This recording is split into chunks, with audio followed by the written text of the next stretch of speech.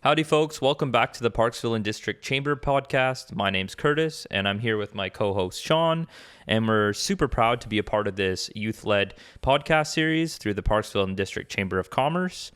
The Chamber plays a huge role in supporting local businesses, strengthening our economy here in Parksville, and building an interconnected community. This podcast is all about learning from the amazing organizations and members who makes Parksville what it is, and we're just here to highlight their stories, tell you all a little bit about them, their impact, and the industries that really keep the region of Parksville thriving. As youth hosts, we're super excited to help other young people learn how they can get involved in the community, whether that's through volunteering, exploring local career pathways, or in understanding the businesses that are shaping the place we call home. And without further ado, I'll pass it over to Sean to introduce today's guest. Awesome. Yeah. So today we have a very special guest. Her name is Teresa Cooper. She runs the Parksville Downtown Business Association. She founded the PDBA in 2006, which is a non-for-profit volunteer organization that administers Parksville's downtown business improvement area and is dedicated to its revitalization. So let's get into it. Hello, everyone, and welcome back to the Parksville and District Chamber Podcast. And today we're grateful to have Teresa Cooper, who is the Executive Director of Parksville Downtown Business Association. So, Teresa, welcome to the show. Thank you. I'm so happy to be here. Amazing. So, yeah, before we begin, we'll kind of get into a bit of an introduction and background about yourself. So, for the listeners meeting you for the first time, can you tell us about your role as the Executive Director at the PDBA? The Executive Director is the one staff person for Parksville Downtown, which is what we call it stands for, or the PDBA stands for Parksville Downtown Business Association. That's a mouthful, so we just shorten it up. And I report to a board because we are a nonprofit. And I basically do whatever the board wants me to do. Amazing. And tell us a little bit about the association, like maybe some of the projects that you've worked on in the past or currently working on. Sure. For the last 2 years, we worked on a community engagement report. We were looking to find out what do the people who live in Parksville want from their downtown over the next 10 years. We called it Imagine Parksville Downtown. Okay. So we talked to as many people as we could, from residents to other nonprofits to government, and got everybody's impressions of what they would like to see. And fortunately, they were all sort of heading in the same direction. We want more life in our downtown. We want things to do. We want things for our kids to do. Mm-hmm. We want our downtown to look nicer. So with that information, we started creating a plan, and now we're just launching the first, I'll call it a phase of the first of 4 in order to bring Parksville forward for the next 10 years. Wow. Very cool. And you're doing a great job. I mean, every time I'm here, the downtown core looks amazing. There's always something going on. The beach is always full of people. It's great. So. Well, I can't take credit for the beach being full of people. I think that beach just fills up by itself. It does. Yeah, it's good. So you've had a very diverse career. From gymnastics organizations to Vancouver Aquarium to community foundations. What experiences from those roles prepared you for leading the PDBA? You know, I used to say to my kids, don't worry about what your first job is or your second job is, because you're going to learn something from everything you do. And you may not realize until you're in your 40s that, hey, I learned that at that part-time job when I was a kid working at McDonald's. And I feel you just accumulate it, right? Fortunately, most of my career has been in nonprofit. So you get that basic of understanding of what a nonprofit is and what the legalities are of it, what the requirements are. But at the end of the day, it's all about building community, whether it's a gymnastics center or the aquarium or a hospital foundation or a BIA, which is what Parksville Downtown is. It's really about your community. And I love that. I love community development. And kind of branching off that, I think you described yourself as a connector in some of the stuff. And like, how do you what does that experience mean to you in the work that you do? Like, is that connecting people, connecting organizations, a bit of both, something else? I think what it means for me is listening more than talking, hearing what people are saying, and then go, oh, I just had a conversation with that guy over there, and this guy needs that information. Putting people together and building relationships. When I first got here, I had no idea I would be undertaking a radical change in the downtown. But I knew that whatever I was going to do, I was going to have to build some relationships with the businesses, with the city, with, just everybody who lived here. And you never know what you're going to need, but that's the work you do, is you build relationships. No, absolutely. Yeah, no, it's definitely like, it seems very relatable in some of the past experiences I've done. And then also talking to some of the guests on the podcast, it seems like this is a common trend, is that really in communities like Parksville, that is such an instrumental part of getting things done and really building new relationships. Yeah. So it's part of what makes Parksville unique. And that's what I was going to ask you, is what makes Parksville unique for businesses and how they operate, and what are the advantages to owning a business in Parksville? That's a big question. It is a big question.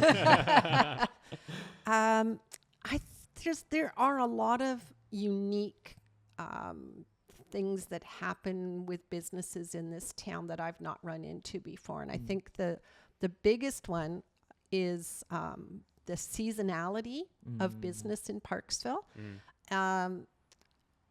I won't say that's a good thing or a bad thing. I think it provides challenges, but it also provides the businesses the chance to, this time of year, I maybe more in October, take a step back and go, okay, let's have a deep breath. Let's do some planning. Let's get ready, because May will be here before we know it. Yeah. So that, I think, to me, that's kind of a positive, that they've got that time to contemplate, how did we do this year? What do we want to do different next year? When you're busy all the time, you're just going from one thing to the next, and you're not putting that thought process into your business. There's not as much reflection. Yeah. And you can't see what you could have done better next time, because you're so stuck in it, in the moment. So yeah, exactly. Yeah. Exactly. I know how busy they are in the summer. And if they were like that 12 months of the year, it would be tough. Yeah. Yeah, fair enough. So back to a little bit about your organization. How does the PDBA support property owners, local businesses, and the broader community? We have 4 mandates as a BIA. The first one is to support our members. And our members include business owners, but also include the property owners. Okay. So if you owned ABC Fishing Tackle Company in Parksville, but you were renting from Joe Smith, both your business and Joe Smith are members. So there's some different expectations there. But at the end of the day, how can we help you? That's the question. And then from that comes advocacy. We go to council a lot on behalf of our members. Beautification, and now our big project about basically moving Parksville downtown along into the new way of doing and looking. Yeah. Is that what you mean by revitalization of Parksville? Yes. Okay. Yes. Thank you. Yeah. Revitalization, rejuvenation, all of those looking good again. Yeah. And specifically, what do you think kind of improvements or revitalization needs to happen in Parksville? When we got the report from our consultant, it was like drinking from a fire hydrant. There were so many ideas there. I think there were about 40 tactics of, you could do this, you could do this, you could do this. And we dug through that and boiled it down to 4 streams of what we could do. I don't want to call them phases, because it sounds sort of like, first we'll do this, then we'll do this. And what I've realized is, what we need to do first, because the way funding is working lately for grants especially, the government or the funder will announce the funding, but they're looking for shovel-ready projects, and they don't give you a year of planning to get there. You've got to be ready. So we've got 4 streams that we're going to be working on. And when the funding opportunity comes along, we'll be ready to submit our application. We did just submit an application to the provincial government, and that project is for facade rejuvenation. So facade is the front of a business.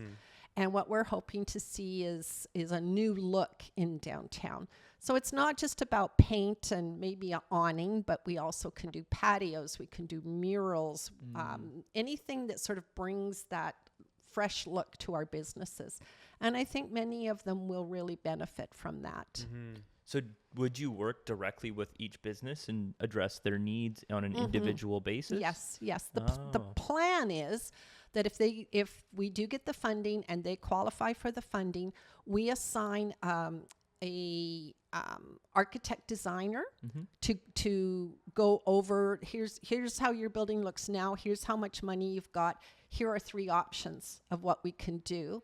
And then once and Parksville Downtown will cover the cost of that. Oh, wow. So all of their money that they get is going directly to the person that is going to make the changes to the front of the building.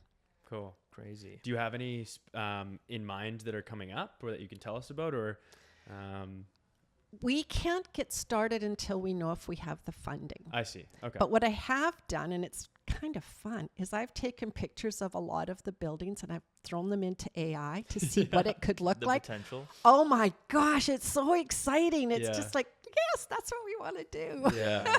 Yeah, cool. No, that's one really cool attribute. I've seen people use it to like reorganize their room or redesign their room. That's a good idea. Yeah, so they'll take a picture of their apartment either before they move Yes. in or even when it's current state, and they'll be like, how do I spice things up? How do I make it a little, more I am going to do that. interior design. Yes. It does a pretty good job. There's a guy I follow on Instagram who's recreating his entire backyard based off of ChatGPT's version. And it's just a picture that he's following, and then he's just asking ChatGPT what to do. It's just telling him how to make his backyard. Yeah. It's pretty crazy. Yeah. So the PDBA is the marketing agent for Parksville Downtown. What marketing approaches or themes are resonating most with visitors and locals today, do you think? I arrived in Parksville about 4 or 5 months after Memorial Plaza was open. And I don't know if you know what that means, but there was a street in Parksville. They closed it off at one end and created a gathering space. But there was no programming because it had been only open I think it opened in July, and then we went into winter and nothing had been happening. So what I realized, let me back up. There was something happening in Memorial Plaza. There were 30 or 40 homeless people in tents and propane stoves, and it was ugly. So I thought maybe what we need to do is fill the plaza with other things, and maybe it won't be so welcoming to the people who were living in the tents. Thankfully, the city also at that time realized they had a bit of a crisis, and so they made Memorial Plaza a sensitive area, which meant no camping, no cooking, no smoking. Right. And that helped. The first year I started doing events in Memorial Plaza, it was a little bit scary, I'll be honest. But then after that, and I got to know some of the people who were hanging out there, realized that they weren't really homeless. They were people who lived in the community, but that's where their friends gathered. Yeah. And yes, they were doing things that they shouldn't be doing, but they weren't really scary bad people. Yeah. And so over the last 3 years, we've built up a nice respect between the two groups, and sometimes they stay for the events and sometimes they go, nope, we're out of here. Yeah. But that was the first thing I did, was created something happening in downtown, and just over the last 3 years built on that. That was one of our key marketing concepts, was to do events. We also have, our social media, our website, advertising, but I would say the biggest thing that has brought attention to Memorial Plaza is having events there. Well, I think events are such an important part of community, right? So do you have an event that you hosted that really sit well in the community, or one that stood out to you? our number one best attended event is Happy Noon Year. Okay, tell us a little about that. What is that? We start at 10:30 in the morning. Okay. We have a DJ that comes. Okay. He's 13 years old now. That's cool. And he we have a dance party. We have face painting. We have activities. And then at noon, we count down from 10 till 1. And we say, Happy Noon Year. And balloons fall from the building, and then we send the kids off home by 12:30, and they have their own little Happy awesome. Noon Year party. Yeah, and it is our best attended event. Really? Yeah. So how many years have you had this one? Coming up, this New Year's will be our third. Awesome. Yeah. Cool. Yeah. So this was an initiative right after COVID kind of thing, and Yes. then Yes. and it's been really successful. It sounds Yes, like so. it's been really, and it kind of showed the way for me that people with kids are hungry and looking for things to do. Yeah. So almost all of our events that we do through the summer and throughout the year, we did a Halloween spectacular treat trail. We did a pumpkin smash. We did the Christmas tree lighting with Santa. Our events are free. They're family friendly. And that really seems to bring the young families out. Good. And their grandparents. Yeah. Now, do you ever see there being an event for the ages maybe in their, early 20s, things like that? Because I know it's harder, and I grew up in a small town as well. It's harder to find events like that for people that have that age, especially in a town, a retirement town like mine was. Do you see that ever happening? Oh, yes. I've actually started conversations with, whenever I find a young person, younger than me, that has an idea, I say, okay, let's do it. Come on. Nothing has really come about yet, but there is one in particular doing some sort of street party, closing the streets down in a place in downtown that's a little bit larger. Memorial Plaza is quite small. Right. And what we would do is block off the street and have a block party. Cool. The fella is, I think, in his late 30s, early 40s. So really designing it for, as I said, people younger than me. Yeah, cool. With bands that I've never heard of. Live music. That's yes, even better. live music. Cool, Live cool. music. Yeah. Yes. I think that's a great awesome. idea. Yes. Yeah. So you use the phrase invite and unite when it comes to building membership. How do you bring businesses together and keep them engaged?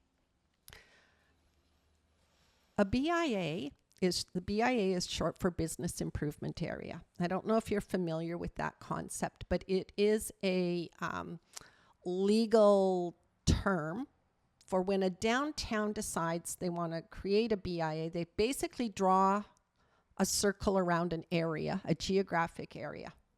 When it gets approved, every property owner in that geographic area pays an additional property tax. We try to keep ours to about 1%. Sometimes it's a little lower than that, but I've never seen it higher than 1. And that money comes to us, but it also means that every business in that geographical area is automatically a member. Oh. So no additional cost to them. Maybe the property owner trickles it down to them, but there's no, I got to write my membership check. Right. They are members automatically. It's kind of like a union in a way. It is. Yeah. In that way, you're right. Cool. So, so keeping our members isn't a task we need to focus on, but keeping our members happy is. So I do a lot of just walking around, popping in, talking to people. How's it going? What do you need? How can I help? Do you know about this? I heard this. So that's a huge part of my responsibility, going out and talking to them and making sure that what we're doing matches with what they need. What their goals are. Do you know, just off the top, how many businesses fit within that area? It fluctuates because sometimes businesses close, but then something else opens. But it's around 290. Wow, that's a lot. I know, right? It's crazy. Yeah. You wouldn't expect, Parksville is, it's growing, but you wouldn't expect there'd be that many organizations in this small kind of area. Well, exactly. And you ask people, have you been to the downtown? where's the downtown? Where does it start? Where does it end? Yeah. So, if you know that it's only about 4 blocks by 4 blocks, maybe not even 4 blocks by 3 blocks, that's a lot of businesses in a small area. Yeah. Yeah. No kidding. No But kidding. it's great for tourism, right? Because you can walk around and visit so many shops. It's pretty It's a cool. great area. Well, Yeah. it's easy. It's easier for me because I can just sort of get a bird's eye view and go, oh, we need to do this, we need to do this, we need to do this, because it's all right there. Yeah. It's focal. Yeah, fair enough. As a results-driven leader, how do you measure success within the PDBA? I think the first thing that I would look at is the engagement of our members, because they don't have to do anything to become a member. It sometimes takes a little prodding for them to understand that the communication, the opportunities are there. And when I see my members volunteering to help me with an event or calling me up with a question or a concern, to me, okay, we're doing the right thing. They know we're here and they know we can help. So to me, that's a huge success. Yeah. Yeah, It's like a big green check mark. Yes, That they're yes. utilizing the. Yes. Yeah. No, that's great. And then have you found, I think you mentioned it before, but have you found that in-person connection is the best way for getting that? There is nothing better than walking down the street and having everybody, hey, Teresa, or hi, Joe. True. It just makes you feel like you're part of something. And Yeah. I think they feel that too. They feel connected now because they've got Teresa walking down the street. Yeah, saying yeah. hi. Yeah. No, I love the enthusiasm. And that kind of brings me to my next question here is your career shows a pattern of taking new challenges with enthusiasm and determination. How does that mindset shape your leadership today? I'm always looking for the next challenge. And this project that's just started for us, I think is the thing that's going to keep me going for till I fall down. Yeah. I like doing something new. I like learning new things. I like discovering new opportunities. And so as long as I can keep excited and motivated, I will be here doing this type of work. Yeah, that's awesome. Well, Yeah. you came in with the biggest smile on your face when you walked into this room. So you got the enthusiasm down. Every community needs a Teresa. Oh, gosh. Thank you. Hey, no worries. So I was going to ask if you could accomplish one major objective for the downtown district in the next few years, what would it be? Fill up the empty lots. Mm. Get more diversity around our types of businesses. We have some gaps, and I'd like to start filling those gaps. And I'd like to not see empty for rent on buildings or empty lots. That's kind of what I'm aiming for. Yeah. Fill up Parksville. Actually, question about that. Is there any specific type of businesses that you'd be looking for listeners? Like if they're looking to start a new business, or like what trends are you seeing, or what things what do you think would do well in the area? It's interesting you ask me that because I talked about the 4 different streams for our project, and one of them is to support young entrepreneurs. So I'd really like to start an incubator for people in the area who want to start a tourism business. And I'm not talking about opening up a hotel, not that I'd stop them from doing that, but let's just say you love to go hiking and foraging for mushrooms. There's a business there, right? We do not have a tourism product other than restaurants and hotels. Right. We don't have kayak rentals. We don't have bicycle rentals. We don't have tours that are Parksville focused. And so I'm hoping to create this incubator where young people who have a passion for something can turn that into their career and stay in Parksville.